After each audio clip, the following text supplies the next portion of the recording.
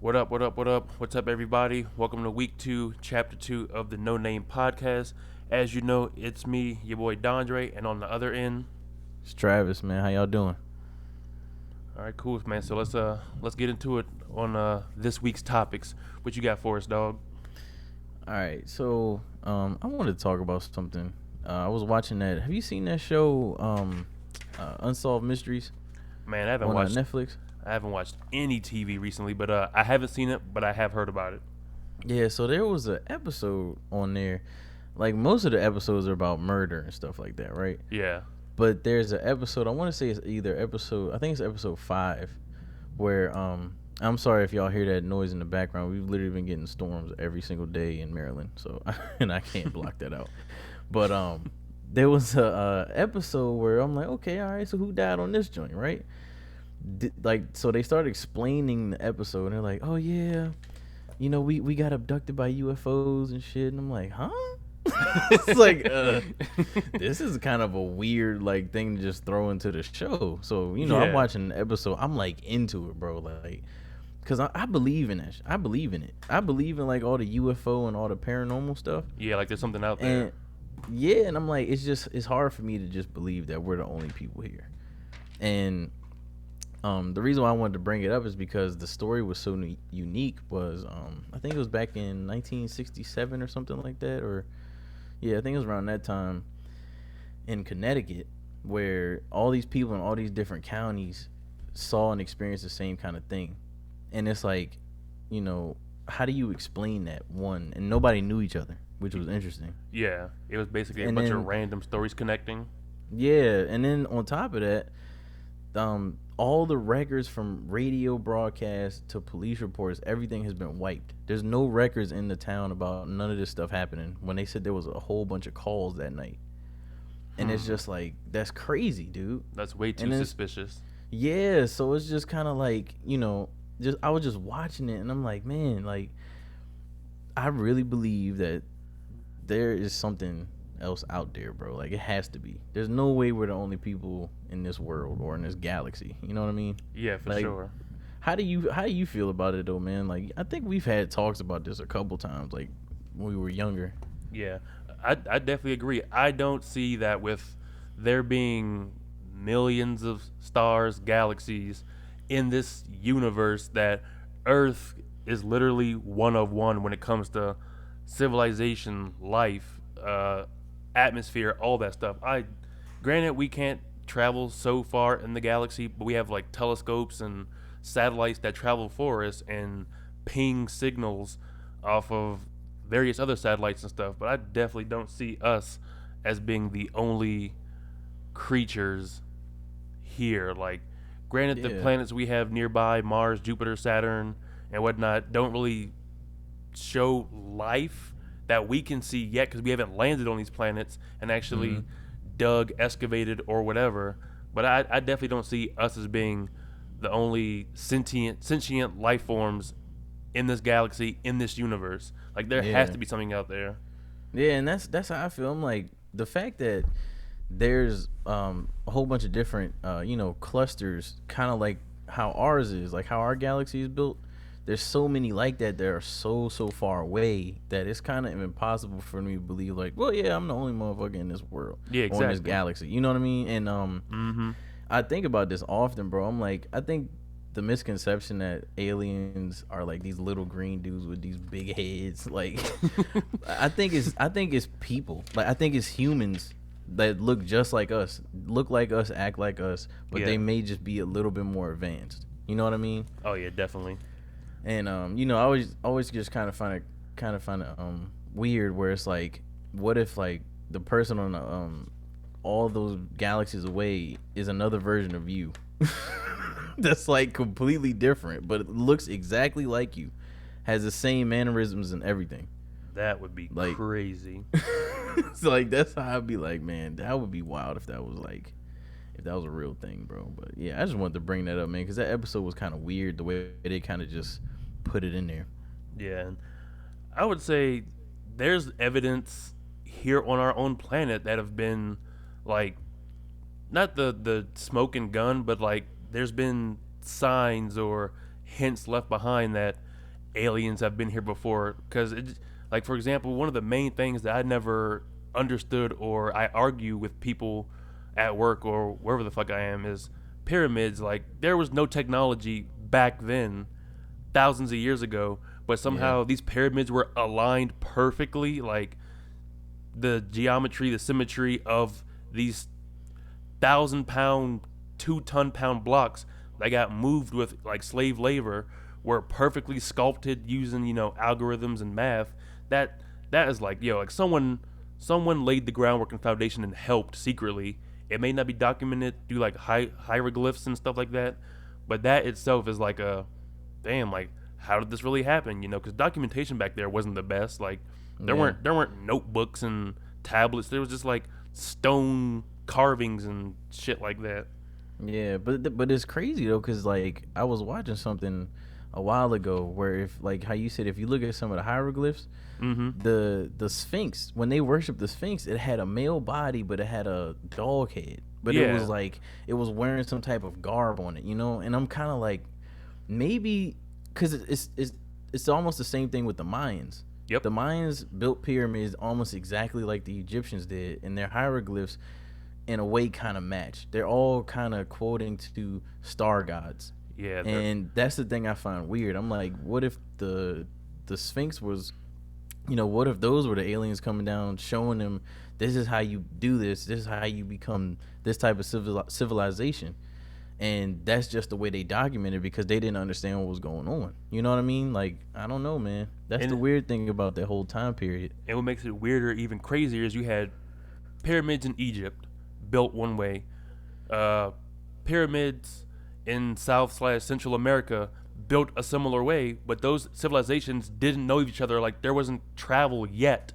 So how do you have two very similar structures half a world apart, like with similar designs in the hieroglyphs? Like, that's another kind of like hint, like, whoa, like, how are these two connected if these two civilizations hadn't clashed or connected yet, Yep.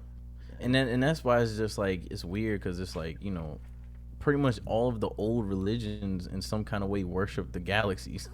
And it's like nobody ever just asks why. Like, even the Greeks, they worship the galaxies, bro. And it's just like there's something more there to me than what we're just kind of leading on. Yeah. Until we get a fucking DeLorean that can go back in time and do some time traveling, we'll never have those answers and stuff. That's a fact. But that is something just crazy to think about, is the fact that I truly believe we are not alone and whatnot. Like on some X-Files type shit, we are not alone. Yeah, that's a fact, man. But goddamn. Thunder going crazy. Yeah. But I got a question for you, dude. We're going to go with a little would you rather scenario, because I had this debate at work for a while. So let's get into this. Would you rather fight a gorilla with a baseball bat? I don't give a fuck if it's a silverback, blackback, orangeback. It's a gorilla with a baseball bat. Or you gotta fight two chimpanzees unarmed. So it's either a gorilla with a bat or two chimps unarmed. Which you taking on? And bro, why? it don't matter. That is literally a lose-lose, bro. How? Bro, have you seen the story about the lady that got her face ripped off by a chimpanzee? She wasn't fighting it though. Dre, it don't matter, bro. I'm gonna square up with that little nigga. He gonna do one jump swipe and rip my face off, and then he's gonna whoop my ass. So I think I'm just gonna go out like a G and take the baseball bat with the gorilla, cause at least if I get a good lick on the gorilla's head, I might stagger him. And then if he drop, if he drop or he stumble a little bit, that's when I capitalize with the bat to the dome. I don't think I can fend off the chimps, man. Not unarmed. I need something with them. I can't just fight them barehanded, man. All right, see, can't do that. I think I'm gonna have to. Me personally, I'm gonna square up with these two chimpanzees, cause yes, I have a bat against a gorilla, and yes, I could take I see it as I have one clean swing to knock this nigga the fuck out. If I can incapacitate him any kind of way, like bust a kneecap, crack his skull, if he goes down, I can continue that barrage. What if he catches that shit and he's like, "What now, little man?" And he King Kongs the shit out of me. Whereas these two chimps, I could sleep one and then have to square with the other one because like That's a fact. it's a gorilla with a bat, but I think no, my frame and stature, I'm a slap box the shit out these two chimps. I'm a beat the shit out them motherfuckers because it's also a matter of survival. You know, I'm gonna have adrenaline pumping. Like I'm gonna do some shit that's unhuman. So, motherfucker try to play peekaboo with my face. I'm gonna just beat the shit out them chimps like straight up. Bro, but you gotta remember, chimps are a little bit more agile than the gorilla too, bro. Like they could sneak you. Like you could be squaring up with one, the other one jump in the tree, flip, do a backflip, and he get you by the back. He get you in the neck hold or something. The other one start going to work on your body. That's the problem. They too quick, man. They too strategic. I'm not fighting them chimps, man. Yeah, I'm but not doing it. But like, I guess I had to make it clear this scenario. We're in a big ass Roman Coliseum. There's a cage on one side, cage on the other. Shit. You're in Okay. one cage, they're in the other cage. 3, 2, 1, ding ding ding ding ding. Fucking the cages lift up, and it's like, all right, you spawn with the bat against the gorilla, and it's just you and your two hands with the chimps. So it's like, there ain't no trees. It's literally Let me an ask you a open question. field. What kind of bat is it? Nigga, did that? Oh my, does that even matter? But all right, it's gonna be a It do. fresh off the tree, fucking Louisville Slugger pine joint. Like, Oh shit. does that change? If we were talking like some fucking. No, nah. I'm gonna have to go square with the chimps, man. So I was like, man, if it could be the bat with the nails in it, oh yeah, This man we got going to work on this gorilla, bro. This man think he got the Negan bat from Walking Dead. All right, so the fact that it's a regular ass wooden bat changes things. Yeah, cause literally, if it's a regular wooden bat, he got a fucking skull of chrome. So you hit that joint, it's gonna break. Now you're screwed. Hey, but So yeah, I'll put the faith in my hands with the chimps, man. okay, but who knows? Depending on how that bat cracks, you might have a fucking a last minute shank on That's this motherfucker. true. Yeah, you can shank the shit out this motherfucker. But That's a fact. I don't know how thick a gorilla's skin plus the fucking fur and shit too. So yeah, Yeah. I'm still gonna have to fucking do a WWE handicap match with the fucking chimpanzees, and I'm gonna just rock the shit out them motherfuckers. I was about to say that'll probably, now like thinking about it, I think that'll probably be the best option, or the more percent of you actually winning. Yeah, and if it's 2-on-1, I'm gonna name them niggas Devon and Bubba Ray. We gonna fucking have to have a table match in this joint. Hey, for real though, I still say to this day they were one of the best tag team groups, bro. Yeah, I'll straight put up. money on everything and say that. Legends. There was definitely some legends. Legends, bro. Yeah. But all right, But, I just needed your opinion on would you rather on those situations and whatnot. But I'm Bro, like I said, I'm taking how the did y'all chimps. even come up to that? How did Man. y'all even come to that like question? Bro, we just be having some random off the wall conversations. Like shit can go way left or way right just depending on what we talking about that day. Yeah, those are the best convos though, man. Seriously. Mm-hmm. But that's where it's kind of like, because I was thinking to myself the other day, I was like, we live in this age now where, you don't really call anybody. Yeah. So it's kind of like, how do you feel about calling instead of texting? Like, do you feel like with text message, you kind of things could get misconstrued in whatever kind of conversation you're having? Like, I think the severity of the conversation depends on it, but like, what do you think about that? Yeah, I think that's how you said the severity can change, but I think calling is way more upfront and direct because you can have a text conversation back and forth with somebody, and depending on what's said, like you're reading something, but you don't know the tone or like how they mean it, because like someone can make a joke that you may not think is a joke, but it's a joke to them. So you're like, what motherfucker? Like fuck you talking about and whatnot. Whereas Yeah. when you have the phone call, like that direct voice to voice communication, you're getting the tone in which they're saying something right there up front without having to worry about it. That's true. That's kind of like that's kind of how I feel about it. Where it's like a lot of times people will send a text message and then you're kind of getting a certain kind of tone from it, and then that one LOL thing will literally completely change the whole tone of a conversation. But then it's like I feel like low key people use the LOL as like a scapegoat, bro. Like Yeah, they really don't want the smoke, so it's like, but it's text, so I can cover it up pretty easy. yeah, You know what I mean? That's why I'm like how we were saying, the severity of the conversation depends on if I want to call or text or not. Like if we're like arguing, I'm not arguing on a text message, bro. Like yeah.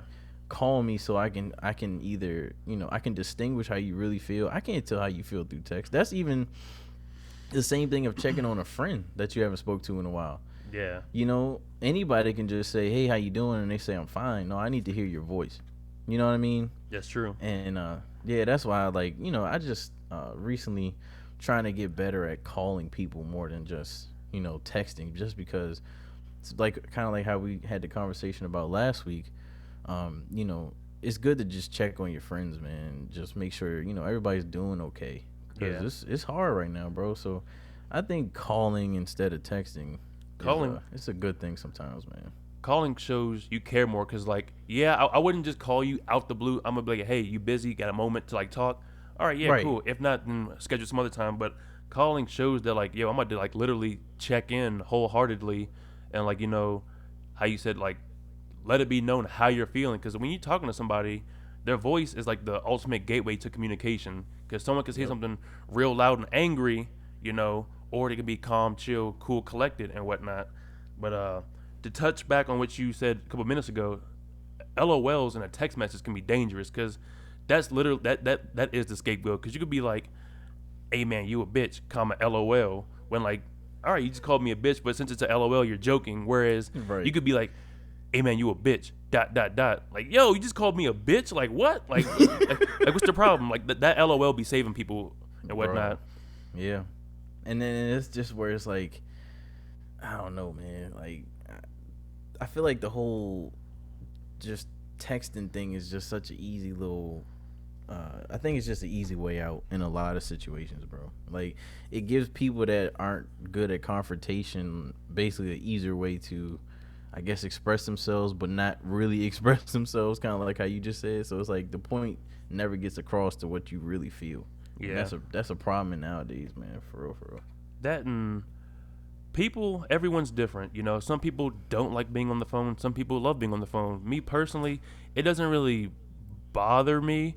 I'm more so on the phone for work related stuff, or uh, miscellaneous activities in my life, like either it's like house related stuff, errands, accounts not being paid, or trying to check if like there's a part at the store I'm trying to pick up for like my rifle, or like a truck part or something.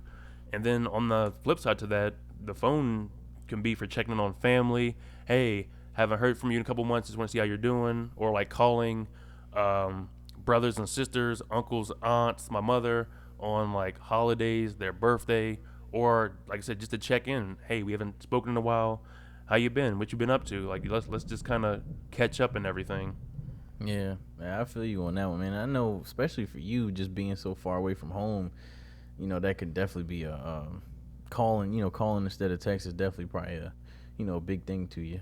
Yeah, especially when it comes to my mom, because like I try to talk to her 2 to 3 times a week just to check in on, see how she's doing, how things back home are doing, and make sure she's taken care of. Just because like that's my mom, that's who brought me into this world. So I'm always gonna have her in the forefront of my mind to see how she's doing, and making sure she's good to go and For stuff sure, like that. man. Yeah, I feel you on that one, bro. Yep. So keeping on with everyone being different, when it comes to relationships, obviously you're married and whatnot, and that's great. But I just want to know, uh, what's your definition of cheating, even when it comes to like the smaller, minor things? What could be considered cheating in today's society with, like, technology and social media is a huge thing. What, Yeah. what would you see or deem as like cheating qualities? Um, I think especially nowadays, uh, like you just said, when we're in the social media age, and I feel like our generation has kind of came up with social media in a way because Yeah, we in were our raised on it. older, yeah, in our older ages we started to get into Facebook. Then MySpace. Then it was like Facebook, Instagram, and stuff like that. And the way we interact with each other online is a little different. Yeah. Compared to how people our parents' ages, how they interact with each other, back then. And this kind of goes back to like thirst traps again, right? So why I say that is there is more temptation readily available at your fingertips than it was before. Back then you had Playboy, or you had to really go search something up. But now you can just get on Instagram and it's right there in your face. Or you found And if you were digging around, you found the brothers blank DVDs. yeah, or the shit. Man, I remember some of the blank VHS tapes, because them joints, you could just record anything off the fly. Yeah. And just stop it. But yeah, man, like there's so much more temptation out, so I feel like people are more prone to slide into DMs with stuff that isn't appropriate, especially might not be appropriate to your partner, but you think it's harmless because it's just a DM. Yeah. That's like, I think that's one of the levels of cheating in the social media realm. There's certain things that you say to another person that can be considered cheating as well, and certain things that you do, sneaking around behind your wife's back or your significant other's back, going to wherever, not telling them exactly where you're going or what you're where up to. you're going or who you're with. Yeah, so stuff like that, and that's kind of how I feel about it. Yeah, but I mean, even DMs, yeah, because I feel like you're then directly going into their messages. I mean, it's a direct message, a DM. But even like how you said, we have the temptation at our fingertips, on our iPhones, on our Android phones.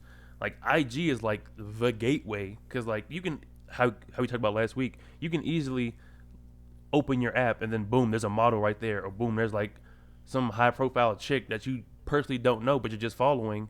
And I feel like even commenting, damn, you look good, hard eyes, but you have a girlfriend, significant other, spouse, what have you, that, cause you're then complimenting somebody else who's not your person. And I think something as small as that could be cheating. But then again, everyone's threshold is different. It depends on how close or not close you and your significant other are. But I definitely think that like comments, DMs can be flirtatious, Really cheating, or it's a gray area, because it's a talk that you and your significant other have to really set those foundation ground rules for. Because even like a Facebook, like someone makes a status and then someone replies whatever they have, and then they reply back to that person with like a heart, a kissy face, hard eyes, depending on what the severity of the conversation is that's posted on that public forum of Facebook. Like if someone sees that, or your significant other sees that, or you see that they posted, it's like, yo, like, what are you doing? And then it's 100% situational on what the post is about anyway, Yeah, and that's a good point. And I don't know if you noticed, but I deleted my like my original Instagram page that I had for maybe like 5 or 6 years. Yeah. And it was about a certain situation that occurred with me, but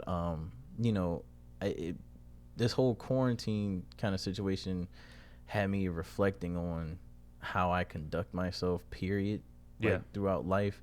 And there was a lot of stuff that I had on that page from back when I was single or before I was married, not necessarily like messages with anybody, but it was more so just like certain pages I followed. And after a while you don't feel good about that, bro. And it's just like you get tired of seeing it, one, and then you start thinking like, how does this make the other person feel? And I feel like in the past couple months, or I say the past couple months, I've woken up to a lot of there's just a lot of different things. being especially in like an office setting, just being exposed to how older men conduct themselves, and being influenced by how I saw my dad treat my mom and stuff like that. So it was like there's a way that I want to conduct myself throughout my life, and I don't want social media to be a poison to what I want to be. And like you said, I think it all takes discipline and understanding to on both sides to, all right, if you cross in this line, that's too much for me. You know what I mean? Yeah. Like some people, there's a guy that I work with now, older man, and he's always saying he's very flirtatious and stuff like that. But he's like, but I'll never get to the level where, I'm ready to do something. But then it's kind of like, well, how can you truly say that? Because, like, in my opinion, a level of flirtation, there is a level of attraction as well, which means that, you never know what type of situation could happen where y'all go out to happy hour or something like that, and then things happen. You know what I mean? And that's why I just try to refrain from flirting, bro. To be completely honest, I was never good at it anyway. but like now, I stay away from it. Like that whole work wife, work husband stuff. Nah, like we don't need that. Yeah, and I think moving forward, one thing when it comes to cheating or not being faithful to your significant other is, you go follow pages or models, video vixens, what have you, but it's like once you're cognizant of it and then you start deleting stuff, you start deleting DMs, deleting text messages, deleting comments, that's when like what you're doing is wrong, but you're still proceeding to do it. Like, especially like if your significant other, for whatever reason, takes your phone, maybe she has to make a phone call or she checks something, but she's like, wow, this dude hasn't had any messages in the last 3 weeks.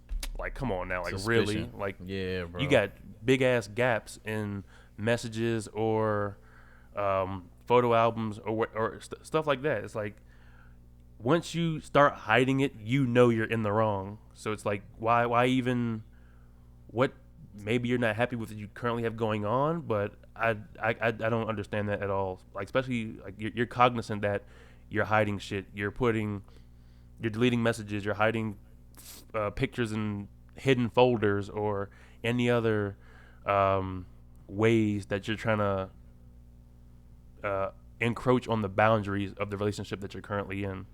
Yeah, and that's a fact. And like you said, as soon as you start to hide stuff, that is where you've already lost. You've already lost. You need to look into yourself and be like, why am I doing this? If I feel like this is wrong, why am I doing it? And clearly it's wrong because you're trying to hide it. And exactly. It's going to be a problem. So why do it? You know what I mean? Mm-hmm. And that's a whole nother stress in a relationship. Why? Like, that's always been my thing. My wife would joke around with me, be like, she would say stuff like, one of your girls texting you or something out of a joke, right? Yeah. But me knowing that there is nobody else texting me brings peace to my mind, because one, that is a stressful thing to have to deal with every single day, bro. Could you imagine that? You're like, man, I hope this motherfucker don't text while she on this phone. Yeah. While she playing Candy Crush, I hope she do not send this message like that. I don't want no more extra stress in my life, bro. You should have complete peace of mind. Yeah, it's like, hey, I need to use your phone. Here you go. Yeah, you know the password. I don't care. Gladly take it. Yeah, and that I would rather live that way than have to. Yeah, stress free. Basically live on eggshells. Yeah, so stress free. I'm not doing it, bro. Yeah, because it's like, I feel like getting in the relationship, you'd already know if you have certain people that you were like fucking around with, talking to on the low and whatnot. I feel like once you get in a relationship, dead it, cut that shit off, block them, delete them. Hey, or even be the next big man and be like, hey, I know we used to talk, but I'm in a relationship now. We're not talking anymore, or we're going to end this friendship, entanglement, or whatever the fuck it is, and whatnot. Because men can have women as friends, women can have men as friends. There's nothing wrong with that. it all depends on what's being talked about. If you have a girlfriend, wife, or whatever, and a female friend hits you up and just wants to catch up, that's harmless. Once it gets, once it starts breaching certain barriers, that's where it's you to be like, hey, I'm dating someone now. Hey, I'm engaged. Hey, I'm married. We can't talk about this out of respect for my partner who I'm in love with, who I love, who I'm with. So you can definitely de-escalate situations before they even get too far. That's a fact. And then that always just goes right back to boundaries, man.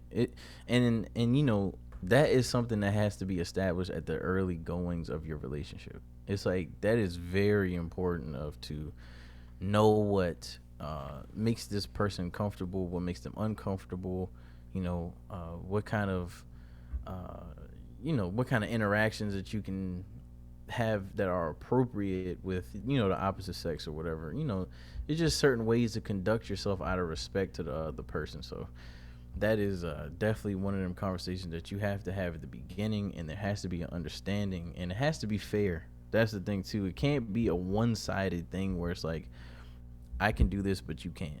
You know what I mean? Yeah. And that's a problem in relationships, dude. Like a lot of people feel that way. Yeah. I would say one of the first things you should do if you're dating someone new in a relationship, sanitize. Like, and what I mean by that is sanitize your social media. Get on your Snapchat, IG, Facebook, Reddit, Bebo, Club Penguin, MySpace, whatever you use, and unfollow, unfriend, delete people who you don't need. Like, you don't need to follow OnlyFans chicks, porn stars, models, video vixens, like anyone you had any sort of interaction with, just flush them out your life respectfully. Now, if you have genuine, legit friends, cool. But like all that extra stuff you don't need that would even be considered temptation. Like how would it look if you're chilling with your lady one day on a couch watching a TV show or whatever?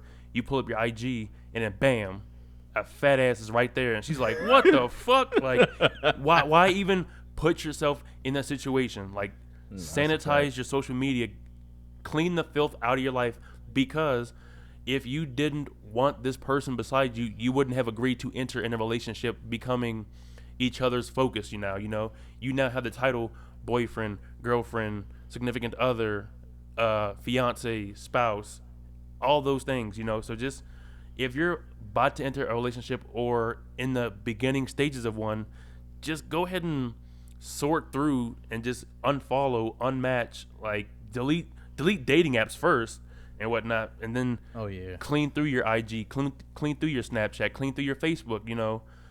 Just delete any possible future arguments. Like if she were to like read it from her mind, oh damn, would she be angry or upset if she read this? If yes, delete. If questionable, delete and whatnot. Yep, I agree. And it's funny. I was thinking about something the other day. A lot of times when we get into relationships, we tend to stop doing a lot of stuff that we love to do. Like you start to put so much focus in on the other person, and you kind of lose yourself. And that's why I just wanted to bring up a thing of why it's really important to do the things you love, bro. Like even if it means just getting out, like doing something, like say you're in the cars or something like that. Yep. It's okay to get out and do something that you love to do by yourself. You know what I mean? Oh yeah. And then if at the same time, if you want to incorporate the person you're with or whatever, it's cool to bring them in, but you always want to have something that's yours. Definitely. Because it's so easy to be to get lost in the hustle and bustle of everyday life, on top of in my case, on top of trying to be a dad and a husband and just trying to maneuver life like that. So it's just really important to always remember to make time to do stuff for what you love to do. Yeah, for sure. It's definitely important to have, especially in your case. Like I said, you're a father, you're a husband. Like I've known you 10 plus years. We go way back to 8th grade, but it's definitely important to have that me time. Because it allows you to still have a piece of yourself. Yes, like fatherhood comes first. Being a family man is on the forefront, but like if the wife allots you that time, like, hey, Travis, I know you enjoy photography. Go out and shoot your pictures, do your thing. Get your refresher, let you recharge your batteries, so to speak, in your own way, and maintain the simple things you like to do. Whereas I'm a little bit different. I'm out here in Vegas, solo dolo right now, and essentially all I have is me time. I recently picked back up the camera and slowly got back into photography.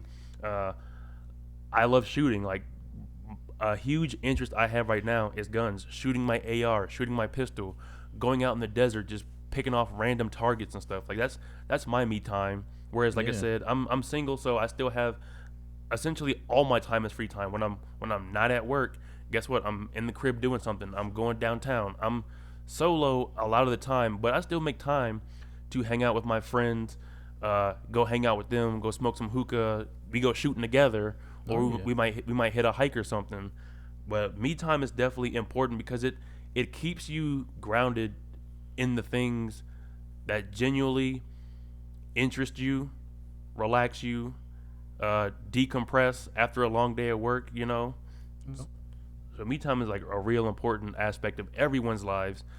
I get it. If you're super close with your significant other, I'm sure they have interests and hobbies they enjoy doing with like their friends or solo, as should you. You should allot each other that time to have that independency in the relationship, because Yeah. that keeps things fresh and open, and that way you're not say sick of being up under each other's arms 24/7, but when you have that time to just get your own fresh air, so to speak, it can be a huge um, efficiency booster in the relationship.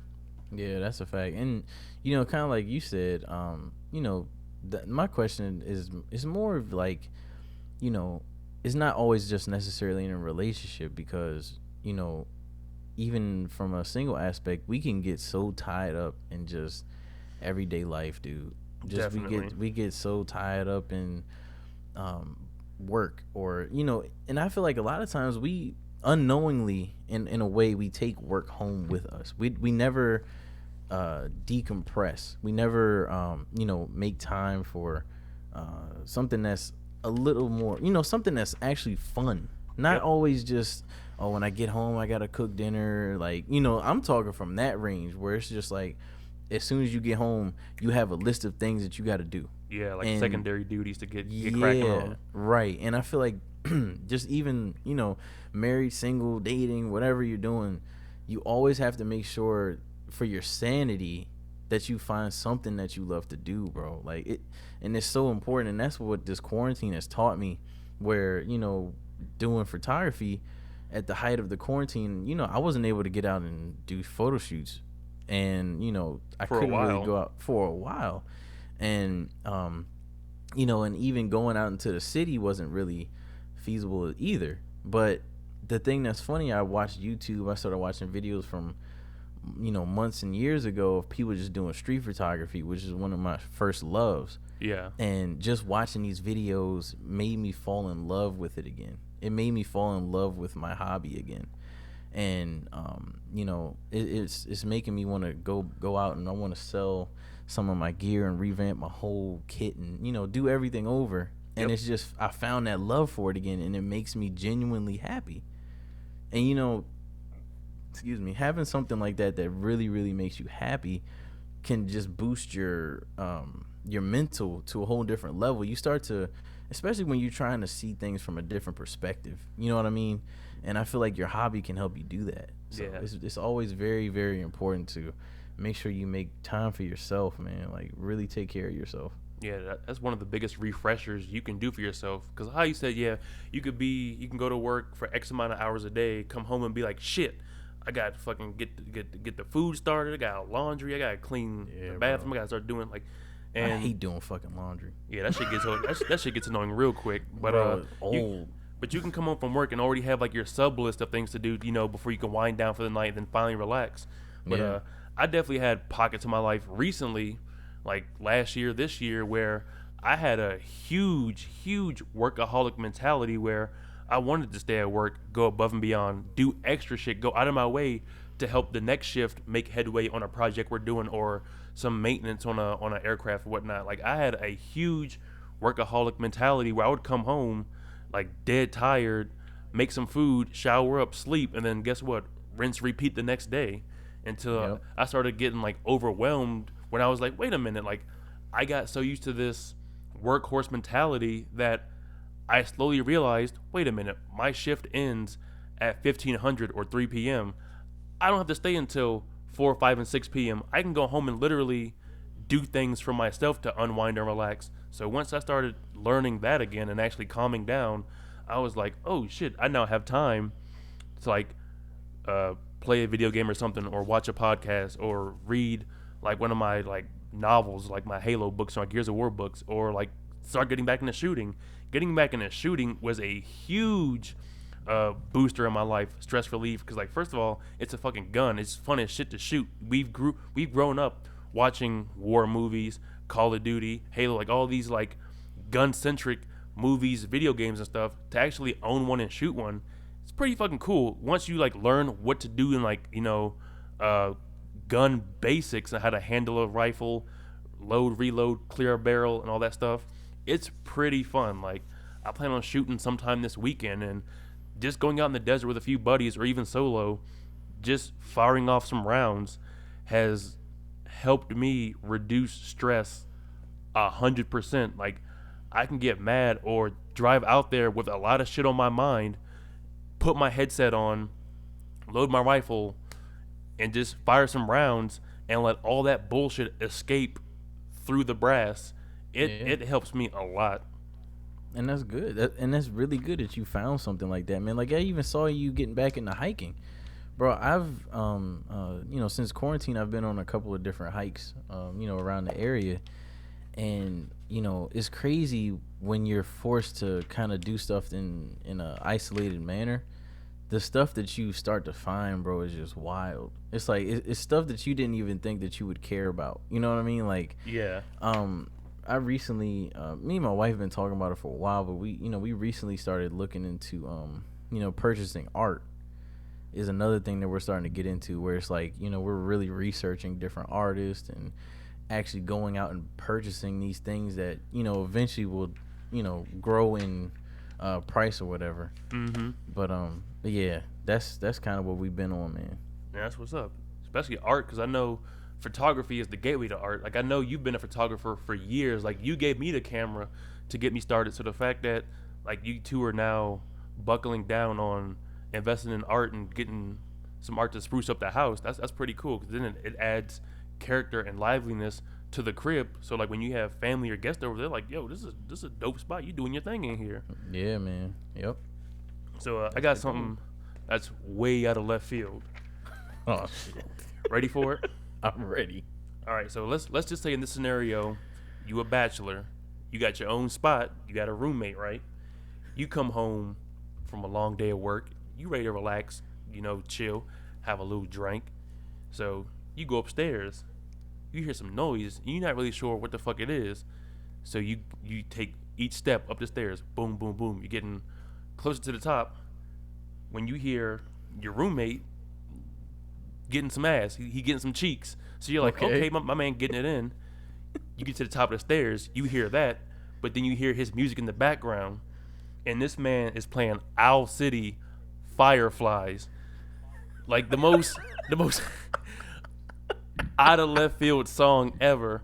The 10 million fireflies. I sang because I ain't good at like yo. Like, bro, this man is clapping cheeks to Fireflies. Like, the most he ain't got no Marvin Gaye playing. He ain't got no R. Kelly. He ain't got no Isley Brothers, no R&B. Motherfucking Fireflies, bro. Like, what's going through your mind in this situation? Bro, first of all, hold on. Hold on. It's been too long that I've heard the song, right? So I'm about to, let me hear this. He's cranking out to that joint. He is cranking out to this joint. All right, so my first question is, where are you finding your stroke pattern? That's my first question. How are you? I would literally sit there and start a debate. How is he getting his stroke pattern to this song, bro? Like, it's got to be the wildest rhythm that you have ever seen in your life, bro. Like he's literally cranking out to this joint. Like if I'm walking up the stairs and I hear that, my first thought is like, yo, this nigga is a cornball. Like of all you corny as hell. of all the playlists in the world to like, you know, smashing a chick to, you gonna put on some Owl City Fireflies? Like you can't match this tempo no way unless you like a fucking Energizer bunny or some shit. But Dre, what do you do though if you know you get into your bag, you put on your playlist, and you forgot that this joint was on the playlist, or you forget that you got another song on the playlist that's straight up cornball status? What do? You can't just stop the stroke. You can't just stop doing what you're doing. You gotta keep banging it down. So what I'm gonna do is I'm gonna finesse the whole situation. I'm a you know, flipper turner. You know, I'm gonna do something to like maneuver to my phone and hit next. If I go from The Weeknd to Owl City, I'm gonna hope the next song is like some Jay Holiday put you to bed type shit. Like I'm not about to spend this next 2 to 3 minutes to 10 million fireflies. I'm sad because I hate goodbye. Like no, I'm not doing it. I'm gonna have to finesse something to fucking hit that next track. Bro, and then my thinking is like, say if the phone across the room and you know you mid-stroke and the song come on and Then you just going. I'm going, SOL. You try to call Siri. You like you just hitting it. You trying to call Siri. Siri, you know next. how Siri, she does not want to hear you. Yeah, Siri, next song. She does not switch it, bro. Like you're literally screwed. You're just gonna have to bang it out, do what you can, and hope that things, you know, keep going in the right direction. Yeah. Hopefully she call you back. Yeah, you gonna be shit out of luck on that one, my man. Yeah, you might as well forget it, bro. You already here now. But yeah, dog, that was my fucking out of left field question for the week, and I just needed to know what your thought process or plan of action was gonna be for that joint. Yeah, I'm really gonna just sit there and think like, how is my man getting busy to this joint? Like, I don't even know what kind of stroke rhythm you gonna get. That man, he's SOL, bro. that man's an engine out of sync, firing I was on about to say. fucking all kinds of bullshit. But Mm-hmm. Cool. We want to appreciate y'all and thank y'all for tuning in to Chapter 2 of the podcast with No Name. Once again, it was me, your boy Dre. On the other end, we had Your boy Travis, man. It was nice hearing from y'all, man, and hope y'all stay safe and stay healthy out there. y'all. Take care. Peace.